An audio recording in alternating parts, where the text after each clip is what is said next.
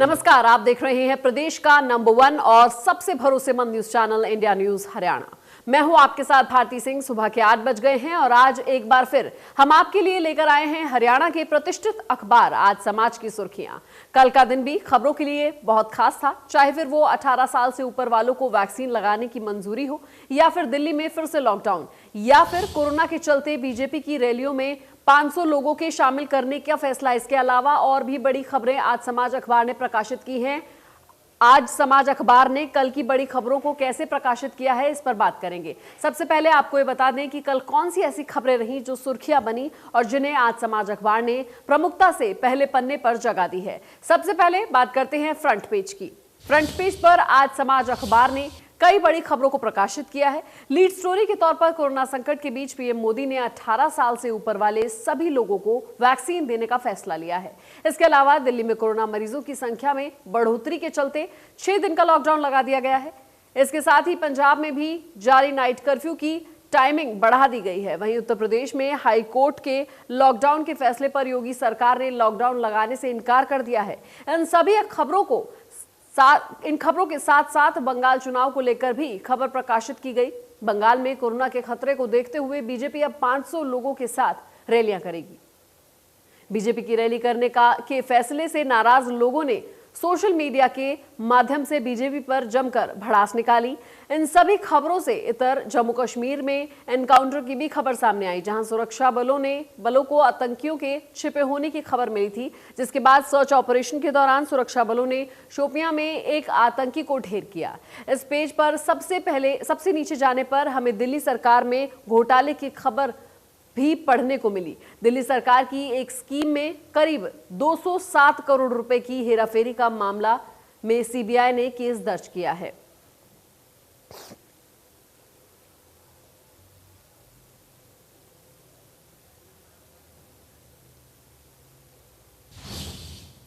और हमारे संवाददाता देवेंद्र भारद्वाज हमारे साथ जुड़ गए हैं। देवेंद्र, पहले पन्ने की बात करें तो कल की हर प्रमुख खबर जो है उसको जगह दी गई है यहाँ पर। तो जिस तरीके से इन खबरों को जगह दी गई है, क्या कुछ आपका विश्लेषण कहता है?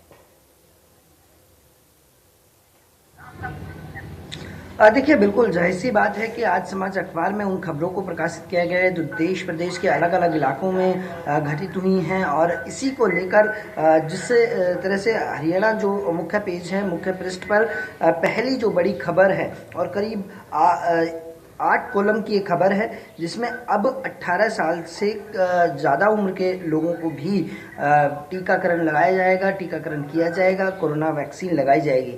तो निश्चित तौर पर लगातार जिस तरह से कोरोना के मामले बढ़ रहे थे, उसको मद्देनज़र रखते हुए सरकार की तरफ से निर्णय लिया गया है, क्योंकि इससे पहले 45 वर्ष से ज़्यादा उम्र के लोगों को ये टीका लगाया जा रहा था। लेकिन अब जिस तरह से इस कोरोना के बढ़ते हुए मामलों के बीच सरकार की तरफ से निर्णय लिया गया है कि 18 साल से ज़्यादा उम्र के लोगों को, युवकों को ये टीकाकरण लगाया जाए, और इसको लेकर ये चौथा चरण होगा जिसमें ये टीकाकरण किया जाएगा। इसके अलावा दिल्ली सरकार की तरफ से जिस तरह से घोषणा की गई कि सोमवार तक लॉकडाउन रहेगा, पूरी तरह से संपूर्ण लॉकडाउन दिल्ली में रहेगा, तो उसको लेकर भी इस कॉलम में वो खबर दी गई है।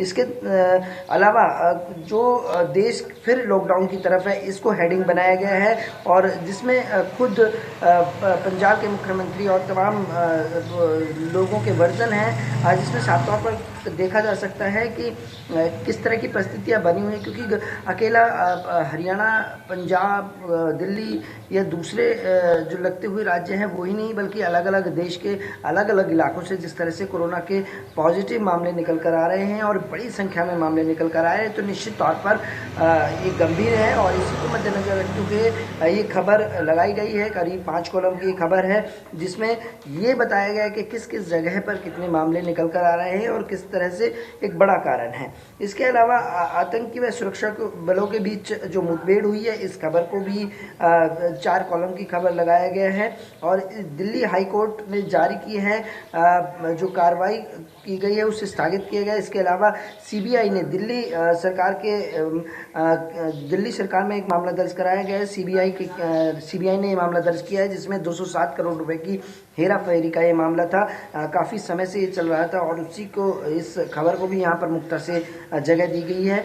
और देवदूत की हिम्मत करेगा हारेगा कोरोना, यानी कि इस हेडिंग को बनाया गया है कि एक डॉक्टर महिला, जबकि उसके पति पॉजिटिव हो गए लेकिन उसके बावजूद भी वो लोगों की सेवा करती रही है और अभी भी वो अस्पताल में लोगों का इलाज कर रही हैं। तो इस खबर को प्रमुखता से दिया गया है, लिखा गया है। इसके अलावा ब्रिटेन के प्रधानमंत्री का जो दौरा था वो रद्द हुआ है, उस खबर को भी प्रमुखता से दिया गया है। इसके अलावा 123 court, fast track court Bengal में बनाई जाएंगी। जिस तरह के मामले हैं वहाँ उनको जल्द से जल्द निपटारा किया जाए, इसको लेकर रविशंकर प्रसाद ने बयान दिया है कि 123 कोर्ट वहाँ बनाई जाएंगी।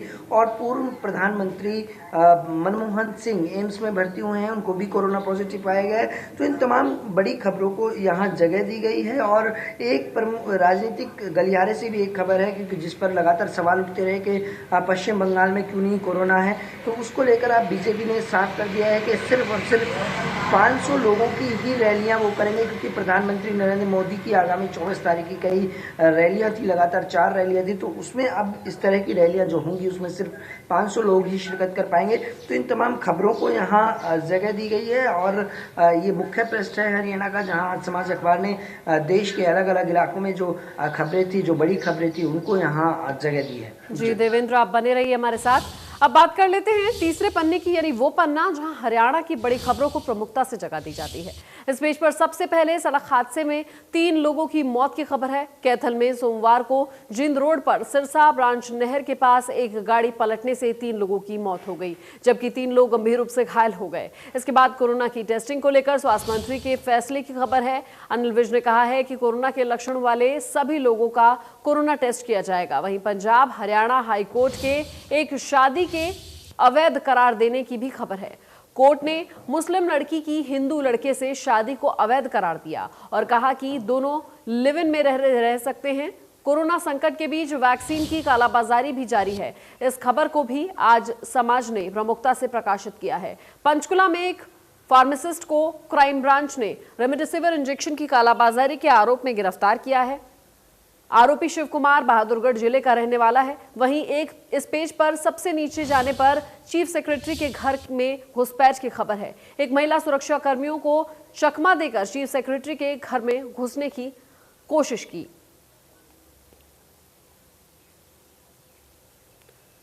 देवेंद्र, तीसरे पन्ने की अगर हम बात करते हैं तो क्या कुछ आपके पास, आपके पिटारे में क्या कुछ है जिससे कि हम इसका विश्लेषण साफ तौर पर कर सकें?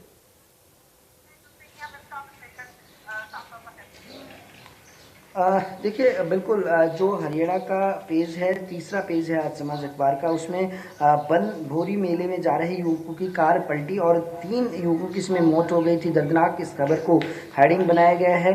और इसके अलावा कोरोना के लक्षणों वाले सभी मरीजों को टेस्ट किया जाएगा, यानी कि स्वास्थ्य मंत्री अनिल विज की तरफ से ये साफ कर दिया गया है कि लगातार जिस तरह से मामले बढ़ रहे हैं, क्योंकि गुरुग्राम में इस वक्त सबसे ज़्यादा मामले सामने निकल कर आए हैं, दूसरे नंबर पर फरीदाबाद है, तो तीसरे पर सोनीपत और तमाम इलाकों से ये मामले निकल कर आ रहे हैं। तो इसको लेकर साफ तौर पर हरियाणा सरकार की तरफ से साफ कर दिया गया है कि सभी लक्षण, यदि किसी भी व्यक्ति में कोई लक्षण दिख रहा है तो उसको कोरोना टेस्ट उसका किया जाएगा निश्चित तौर पर। और ये चल भी रहा है, क्योंकि गुरुग्राम में बात की जाए तो करीब 7 से 10 हज़ार रोजाना लोगों के टेस्ट किए जा रहे हैं। तो ज़रूरी भी है कि ज़्यादा से ज़्यादा टेस्ट होंगे तो निश्चित तौर पर यह चयनित किया जा सकता है कि कितने लोगों को कोरोना है, किसको नहीं है।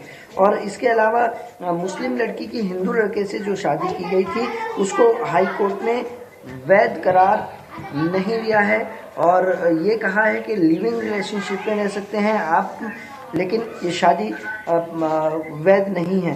प्रदेश में कोरोना के जो मामले निकल कर आए, क्योंकि सबसे ज़्यादा मौत कल हुई, करीब 34 लोगों की मौत हो गई थी कोरोना से। हालांकि जो कोरोना पॉजिटिव मामले थे उसमें कमी आई थी और 6,842 कोरोना के पॉजिटिव मामले सामने निकल कर आए थे। लेकिन जो 34 लोगों की मौत हुई थी तो वो एक गंभीर मामला है, क्योंकि मौत का जो आंकड़ा है वो बढ़ा, मरीजों की संख्या भले ही घटी हुई हो। इसके अलावा 59.66 लाख टन गेहूं की जो आमद है वो मंडियों में आ चुकी है और इसको लेकर मुख्यमंत्री भी खुद बयान दे चुके हैं कि किसानों का जो भी एक एक दाना है वो खरीदा जा रहा है। और लगातार ये भी अपील की थी कि जिस तरह से कोरोना वायरस बढ़ रहा है, संक्रमण बढ़ रहा है, तो इसलिए किसान भी थोड़ी सी एहतियात बरतें और मंडी में भीड़ भाड़ वाले इलाकों से जाने से बचें। और जब गेहूं की आवक है जो उसको जब वो पूरी हो जाए उसके बाद देखा जाए कि भीड़ कम है या लोग कम है या उसका पूरा बिक चुका है, तो उसके अनुरूप ही किसान जाएं, क्योंकि बीमारी से बचना है लेकिन जो काम है वो भी करना है, जो अनाज है वो भी मंडी तक पहुंचाना है। इसके अलावा वैक्सीन जिस तरह से जो कालाबाजारी लगातार, चाहे वो फेविफ्लू हो चाहे रेमडेसिविर हो, तो ये जो दवाइयाँ थी, जो इंजेक्शन थे, इसकी कालाबाजारी लगातार देखने को मिल रही थी, क्योंकि कोरोना में सबसे कारगर साबित हो रही है ये।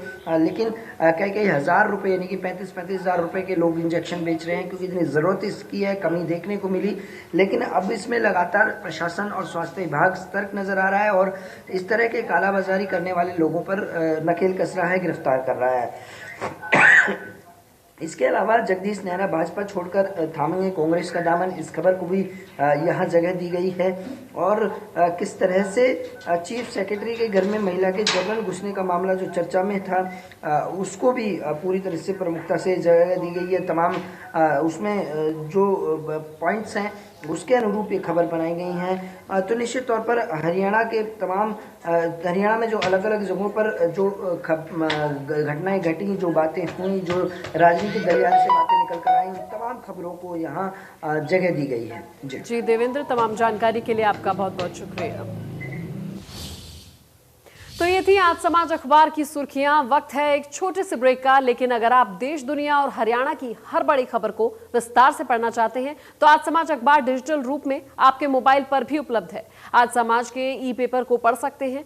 इसके लिए आपको आज समाज अखबार की वेबसाइट पर जाना होगा। साथ ही आपको ये भी बता दें कि आज समाज अखबार अब हर जिले का संस्करण प्रकाशित करता है। आप अपने जिले की खबरों को भी ऑनलाइन पढ़ सकते हैं। नमस्कार।